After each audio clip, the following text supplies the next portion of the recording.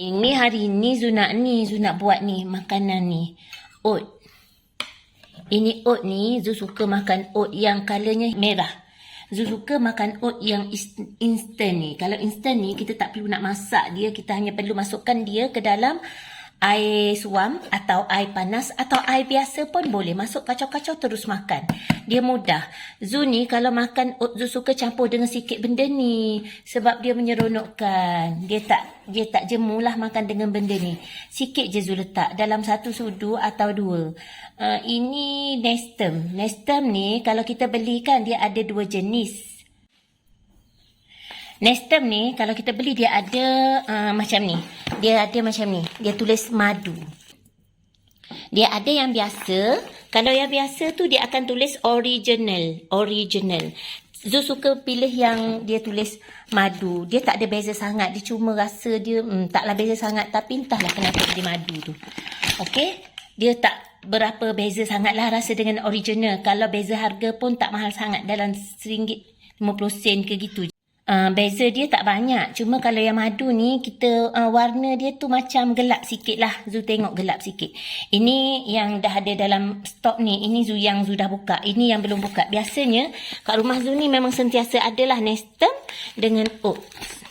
Oats ni, ini dulu yang Zu beli dalam bekas. Dah habis yang bekas ni, Zu beli yang plastik yang sebab nak jimat. Lepas tu yang plastik tu Zu masukkan aja dalam ni. Kadang-kadang tu Zu buang lah bekas ni kan, beli yang baru lah. Sebab kita tak boleh pakai terlalu lama sesuatu benda tu kan. Kalau benda tu bukan kaca, yang plastik. Okey, lepas tu Zu akan masukkan ini. Ini apa ni? Ini kurma. Kurma banyak jenis. Yang macam ni ada, yang macam ni ada. Ikut sukalah nak masuk yang mana. Tapi ini yang Ajwat punya. Okey, Zu nak tunjuk cara yang biasa Zu buat lah. Sama je sebenarnya. Dengan cara siapa-siapa pun sama je. Saja Zu nak tunjuk. Okey, bismillahirrahmanirrahim. Zu akan masukkan ni. Zu akan masukkan oat. Bismillah. 1, 2, 3. Jangan masukkan banyak lah kan. Nanti jemu. Tak nak makan benda-benda tu jemu kan. Muak ke apa tak nak. Okey, ini Nestem yang dua ni. Tadi yang ini oat ni Zu letak 3. Nestem ni Zu letak 2. Kalau nak letak oat 5 ke ikut sukalah kan. Nak bagi sedap je. Lepas tu Zu akan masukkan air putih dulu. Air biasa tu. Air masak tu dulu. Sebelum tu Zu akan potong ni. Potong-potong dulu ni. Apa ni tak nak guna gula ya. Tak nak masukkan gula dalam makanan kita. Kalau nak jaga kesihatan lah. Kalau nak kurangkan makan nasi putih tu. Masih apa aja pun. Kalau nak kurangkan. Jangan masukkan gula ya. Ini kurma Ajwat. Boleh je nak guna kurma ni. Semua boleh. Tak perlu kita nak nak seperitkan sangat. Tak nak pantang sangat. Tak perlulah kan. Nanti kita tak makan pula benda-benda yang sepatutnya kita makan ni. Okey, yang ni potong dulu. Ini Zu dah potong ni. Zu suka benda-benda Zu guna ni gunting. Gunting memang sentiasa adalah rumah Zu gunting yang bersih. Okey, ini Zu potong guna gunting lah senang. Lepas tu Zu akan masukkan air. Air ada dua jenis. Air panas dan air sejuk. Zu guna air tapis kowe. Nak guna yang rebus pun boleh. Nak guna air yang tapis biasa melalui pipe air tu pun boleh. Semua boleh. Tak ada pantang ya. Ini air putih biasa. Yang ini air panas. Okey, kenapa Zu masukkan air putih biasa dulu? Bismillahirrahmanirrahim. Siapa nak masukkan air panas terus pun boleh. Itu tak ada pantang Kenapa Zu masukkan air putih dulu? Zu tak masukkan banyak. Sebab Zu tak nak dia berketul. Zu tak suka makan oat yang berketul. Kalau kita masukkan air panas terus. Kalau kita masukkan air panas dalam ini yang pertama. Nanti oat ni akan jadi berketul. Sebab dia tak lerai ni satu-satu ni. Dia akan jadi bulat-bulat berketul. Itu Zu tak sukalah rasa macam tu. Lepas tu barulah Zu akan masukkan air panas. Sebab Zu nak makan panas. Bismillahirrahmanirrahim. Okey, lepas tu ikut kita lah nak masukkan banyak mana kan. Air panas. Okey, kacau. Betul Zu cakap ni. Biasanya kalau Zu buat oat ni, Zu terus buat dalam gelas ni aja. Dalam gelas ni aja. Tak kira lah gelas cantik ke gelas tak cantik. Gelas plastik ke, kadang-kadang tu Zu guna mak yang biasa. Gelas plastik pun ada. Cuma Zu nak tunjuk lah kan. Kalau Zu buat dalam gelas nanti tak nampak pula ni kacau-kacau ni. Zu nak tunjuk macam mana dia punya cerita tu kacau-kacau tu kan. Lepas tu nak tunjuk dia tak melekat. Nampak tak? Kalau Zu buat dalam gelas tu sebab Zu dah biasa buat. Dah biasa buat. Kan? Ni nampak tak kalau kita masukkan air putih biasa yang tak panas tu dulu, dia jadi macam ni. Dia jadi macam ni. Dia tak adalah berketul-ketul. Kalau kita masukkan yang panas dia berketul-ketul. Berketul macam tu. Ni tak berketul ni. Dia cepat je telerainya.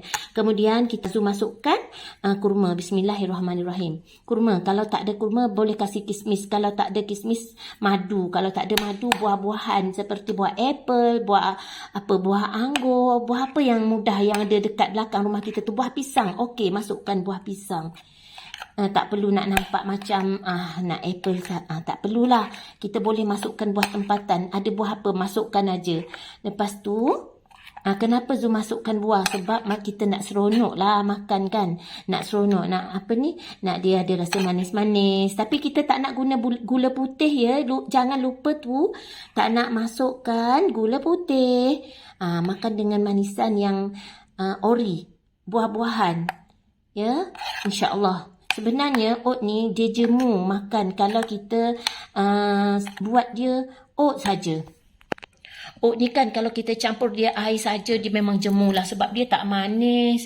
Dia macam rasanya tak seenak mana lah sebenarnya untuk tekak orang Melayu ni.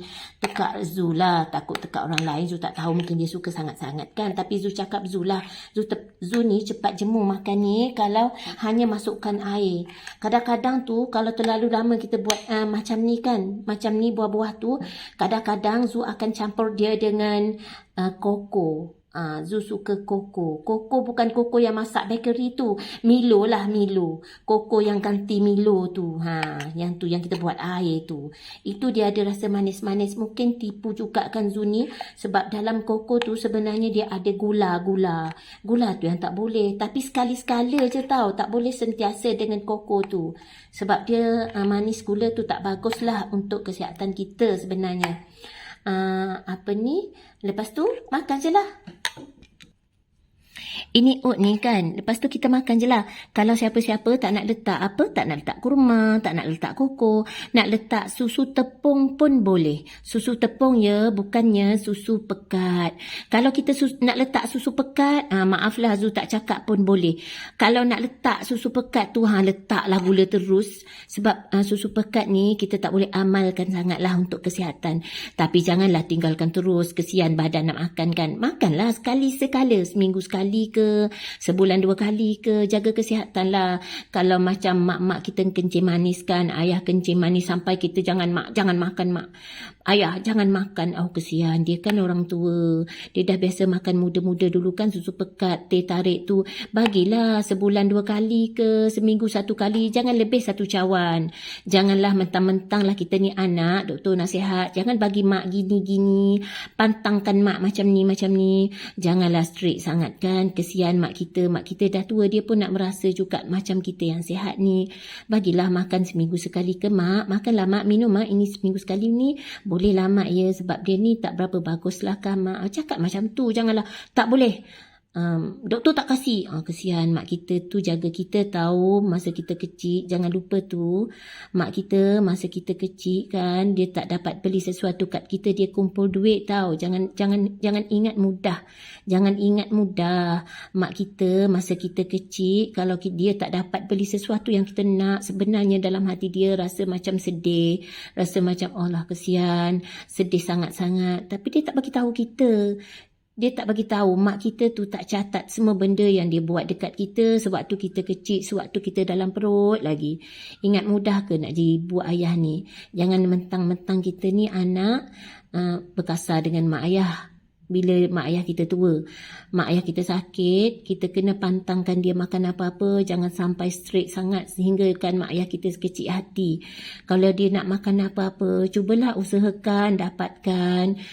Kalau boleh kita masak sendiri. Sebab kalau kita masak sendiri, kita boleh kurangkan apa yang tak bagus untuk kesihatan mak kita.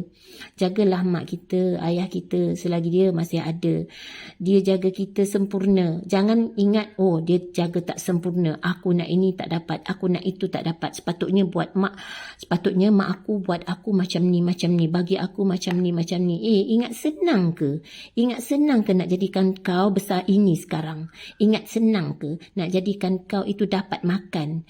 Memanglah semua rezeki milik Allah, tapi cuba tengok orang lain yang tak ada rumah, yang tak ada kenderaan, yang tak ada makanan setiap hari, bila bangun tidur nak makan, yang bila nak makan tu terpaksa meminta-minta, yang bila nak makan tu lalu dekat orang makan, tengok sentiasa orang makan tapi tak dapat makan. Cuba fikir macam tu. Kenapa kita ni ajar diri kita menjadi orang yang tidak bersyukur? Kenapa kita ni bila layan mak kita, ayah kita, kita jadi orang yang berdosa, orang yang menyakitkan hati mak? Walaupun mak tak bagi tahu, walaupun mak ayah tak luahkan pada kita, jangan ingat mak ayah kita tu suka buat perbuatan kita. Jangan ingat apa yang kita lakukan itu semuanya memuaskan hati mak kita. Kenapa mak kita diam? Kenapa mak kita tak bagi tahu? Kenapa mak kita tidak merengek? Sebab mak kita ada hati. Mak kita tahu kalau dia bunyi-bunyikan, dia tahu anak dia tak selesa. Anak dia tu mungkin jadi memikirkan dia, jadi stres. Mak kita masih lagi mempunyai sifat kasih sayang, sifat sayangkan anak, tak nak bebankan anak walaupun dia sakit, walaupun dia tua. Cubalah kita ni sebagai seorang anak memahami perasaan mak kita, walaupun mak kita tidak meluahkan dalam apa yang ada dalam hati dia. Jangan ingat mak kita ni kalau dia tak luahkan apa yang ada dalam hati dia tu, kita ini 100% sempurna. Jangan perasan sangat kita ni. Kita ni banyak perasan pada kebaikan yang kita lakukan. Kita ni siapa nak bagi tahu yang kita ni elok? Kita ni siapa? Kita ni tak ada siapa-siapalah. Kita ni hanya makhluk Allah yang tak mampu buat apa-apa tanpa izin Allah. Baiknya kita hari ini bukan kerana kita, tapi kerana Allah tutup keburukan kita. Ingatlah benda itu satu. Okey, ini Zu nak makan ni. Okey, bismillahirrahmanirrahim. Ini Zu ambil yang bahagian ni dulu, yang ada kurma. Bismillahirrahmanirrahim. Ya Allah, jadikanlah sarapan pagiku ini sarapan yang membawa kepada keberkatan, halal, memberi tenaga, membuang segala penyakit yang tidak baik. Ya Allah, bismillahirrahmanirrahim. Sedap. Kalau tak nak masukkan nestem pun boleh. Cuma Zu ni, kalau nak makan benda tu setiap hari, Zu akan masukkan benda yang seronok dimakan. Contoh nestem tu. Sebab nestem tu dia bau dia wangi sikit. Kalau oat tu dia macam apa? Stres lah juga sikit kalau kita sentiasa makan tu hari-hari kan. Tapi kalau nestem ni dia seronok makan. Sedapnya. Cubalah makan dia. Kalau mak ayah kita tak sihat kan, contohnya mak ayah kita ada kencing manis, darah tinggi, buah pinggang ke apa ke, dia tak sihat, dia kolesterol tinggi ke. Ya, kita faham orang tua tak suka benda-benda macam ni. Orang tua kadang-kadang ada yang suka kan, ada yang tak suka. Kalau yang tak suka tu kita faham dia tak suka. Cuba pagi-pagi tu, di awal pagi ke, kita bagi dulu oat ni 2 sudu pun tak apa dah. 2 sudu pun dah tak apa. Masukkan kurma atau kismis supaya mak kita tu seronok nak makan. Dia rasa, oh sedapnya manis-manis. Dia rasa macam tu kan. Cuba sebelum pukul 9 ke, kita bagi dulu yang macam ni supaya ini sebagai alas perut dia, supaya nanti jam 9 ke 8.30 ke, dia tak rasa lapar.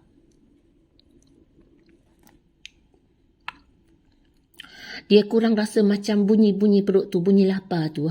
Macam tu. Bila kita bagi oat ni dulu, atau kita sendiri makan oat ni dulu, perut kita bila jam 9, 8.30 tu, kalau kita dah ambil ini yang awal pagi, jam 7.30 dah makan ni, bila 8.30, pukul 9 tu, kita akan rasa, tak rasa lapar. Kita rasa perut kita kosong, tapi tak ada rasa pedih-pedih, tak ada rasa lapar-lapar tu.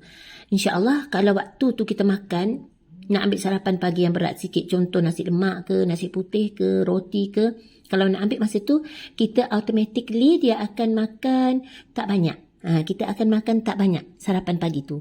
Taklah sampai habis sepinggan tu nak tambah pula sepinggan. Taklah macam tu. Ataupun kalau dah biasa makan sepinggan tu, mungkin kita akan makan setengah pinggan aja atau ujung sendok aja, insya-Allah. Boleh jadi macam tu ya. Sebab semua ni Zu dah biasa amalkan. Sebenarnya time kita makan banyak tu sebab perut kita lapar sangat. Kalau kita alaskan dulu dengan benda-benda makanan macam ni yang boleh alas perut, yang tahan lapar ni, insya-Allah waktu kita makan nanti kita akan rasa tak perlu makan banyak lah. Kita rasa lidah kita tu nak makan banyak, tapi bila dah masuk dalam perut tu, insya-Allah kita akan rasa cepat kenyang, dan bila kenyang kita akan cepatlah hilang selera makan tu sebab perut kita dah kenyang. Okey. Semoga semuanya Allah kurniakan kebaikan dan kemudahan dan kurniakan rezeki tak disangka-sangka setinggi gunung emas, dan Allah kurniakan kepada kita kesihatan untuk beribadah kepada Allah Subhanahu Wa Taala, untuk melakukan kebajikan dan amal soleh, insya-Allah. Amin, amin, amin.